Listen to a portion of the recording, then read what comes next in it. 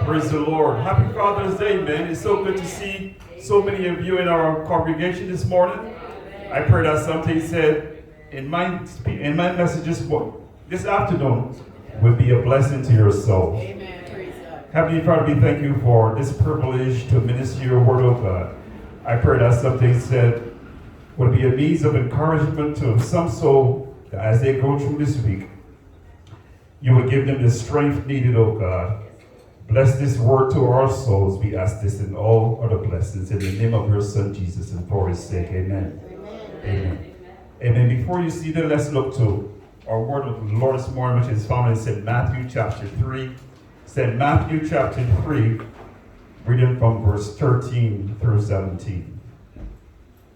Said Matthew 3, from verse 13 through 17. Here begin to read it.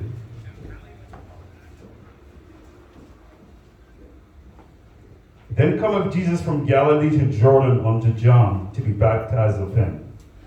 But John forbade him, saying, I have need to be baptized of thee, and comest thou to me? And Jesus answering said unto him, Suffer it be so now, for thus it cometh to fulfill all righteousness. Then he suffered him. And Jesus, when he was baptized, went up straightway out of the water, and lo, the heavens were opened unto him. And he saw the Spirit of God descending like a dove, and lighting upon him. And lo, a voice from heaven saying, This is my beloved Son, in whom I am well pleased. The word of the Lord. You may be seated. Amen. This afternoon I've selected for a theme, the right relationship is everything. The right relationship is everything. And so many of you spoke on relationships this morning that I can actually close the book and we can go home. Amen. But if you would give me 1 hour, I'll be finished. All right. I'm just kidding. Amen. But borrowing the tagline from Chase Bank, the right relationship is everything, for many years, Chase was promoting the notion that if a person or a business was in the right relation with their bank, their financial house would be in order and everything would be perfect. The tagline was powerful because it spoke to other aspects of our lives. When our relationships with our spouses or significant others are strong, our home life is more enjoyable. When our relationship at work with our co-workers, our supervisors, our bosses are going well, our professional lives seem to soar. Yet, when things go wrong, as they sometimes will, our lives and that of those around us can be made miserable. Chase Bank got it right to a certain extent. However, one important ingredient is missing from this. Our relationships apart from God or Father are doomed to failure. Let us now look at some relationships spoken of in the Bible. First, let us look at God the Father and Jesus his Son.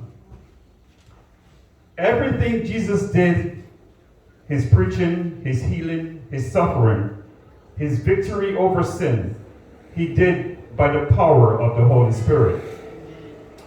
If Jesus could do nothing apart from the working of the Holy Spirit, how much more do we need the Spirit enabling us and equipping us? For scripture reference, you can look later to say Luke chapter 4, verse 1, and verses 14 and 18, and Acts chapter 10 and verse 38. In verse 17 of Matthew chapter 3, the scripture which we just read, we see the baptism of Jesus as a manifestation of the Trinity. One, Jesus Christ declared to be equal with God is baptized in the river Jordan. In John 10:30, he said, I and my Father are one. Amen. Secondly, we see the Holy Spirit, who is also equal with the Father, descends upon Jesus in the form of a dove. And then thirdly, the Father declares that he is pleased with Jesus. Amen. So in that scripture, we see the Trinity manifested. Amen? Amen. Let us now look to God and Abraham and the relationship that they have. And that is found in Genesis chapter 12, verses 1 and 3. The call of Abram, later changed to Abraham, begins a new chapter in the Old Testament revelation of God's purpose to redeem and save humanity. God intended to have a man who would know and serve him faithfully. From this man would come a family who would know, teach, and keep the ways of the Lord.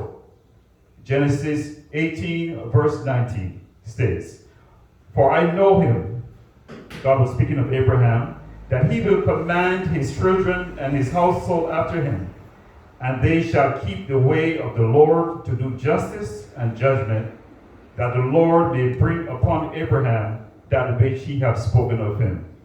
And God is still looking for men today that would lead and command their households to do the right thing.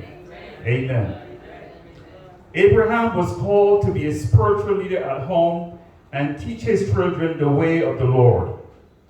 With the call of Abraham, God established the father as the one responsible to train his children to keep the way of the Lord. How do we do that? By obeying him in his word and serving him. Deuteronomy 6 and 7 states, "And thou shalt teach them diligently unto thy children, and shalt talk of them when thou sittest in thine house." That sounds to me like Bible study, Pastor. Amen, brother. Amen. "And when thou walkest by the way, and when thou liest down, and when thou risest up." That means that we should be meditative with God the last thing we do before we go to sleep at night, and the first thing we wake up in the morning. Amen? Amen. Amen. One key way to express our love for God is to be concerned with the spiritual welfare of our children and to strive to bring them into a faithful relationship with God. Godly training of the child should be a foremost concern of the parents. Spiritual instruction must be centered in the home, with both father and mother taking part. Devotion to the Lord in the home is not an option. Rather, it is a direct commandment from the Lord. The relationship that God had with Abraham extends to us today. Let us follow his pattern. God considered Moses as a close friend with whom he could talk face to face. Exodus 33:11. This special relationship was partly due to the fact that Moses was sincerely devoted to God and to his cause, desires, and purposes. Moses was one with the Spirit, so much so that he shared the very feelings of God, as we see in Exodus 32 and verse 19. Every believer should seek to know the ways of God through prayer and to grow in union with him and his purposes, that he could be called a friend of God. In closing, let us examine our relationship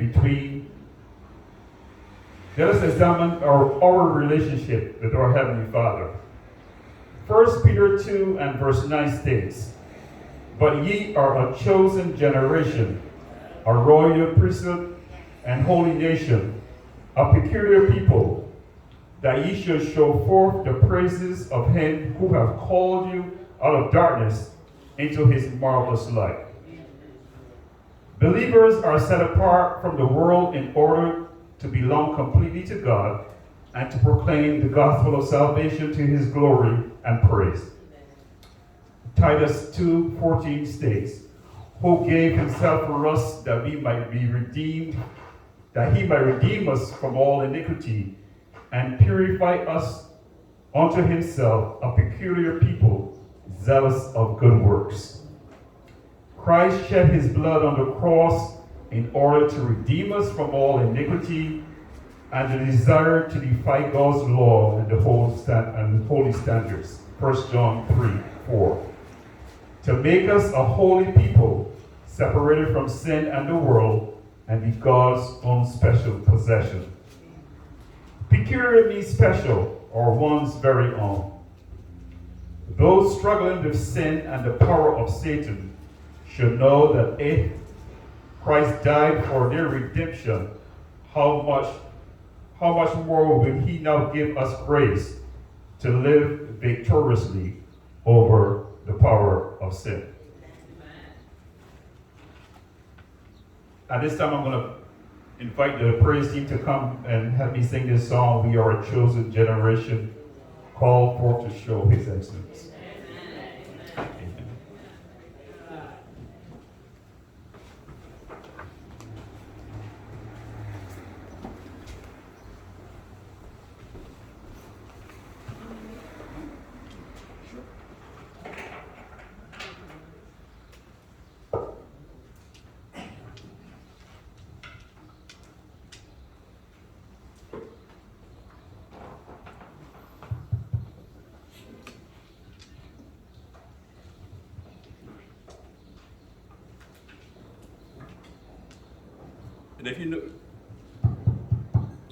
And if you know this song, you can help us sing. We are a chosen generation called forth to show his excellence.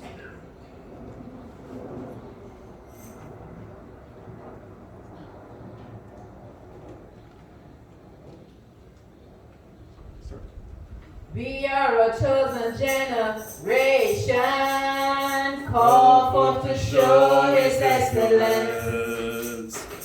All I require for life God has given me, and I know who I am.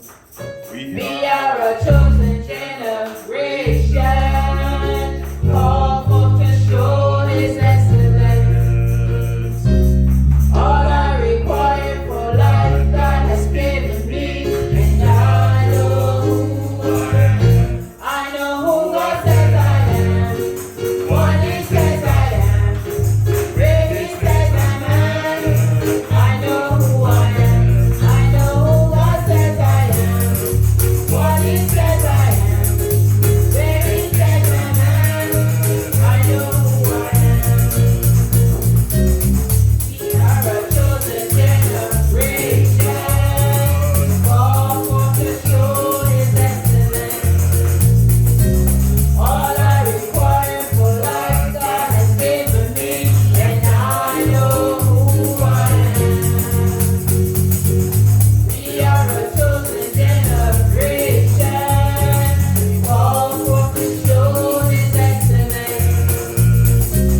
All I require for life God has given me, and I know who I am. I know who God says I am.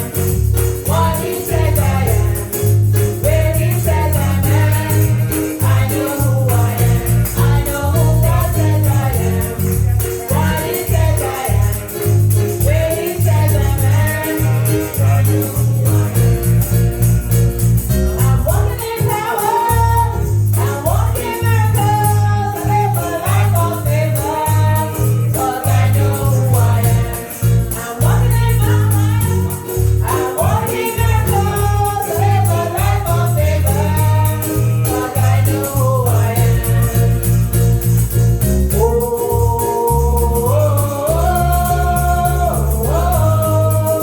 I know who I am. Oh, I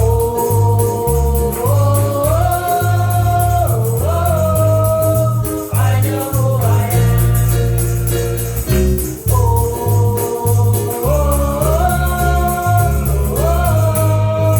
I know who I am.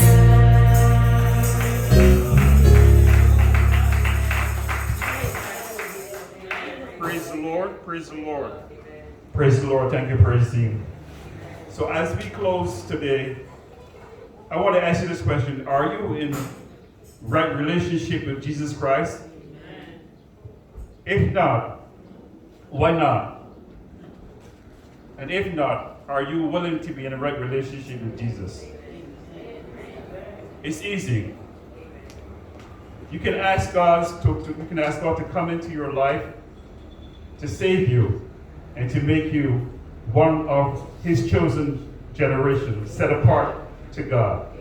So if you're willing to do that, Why not stand to your feet and invite Jesus into your heart today?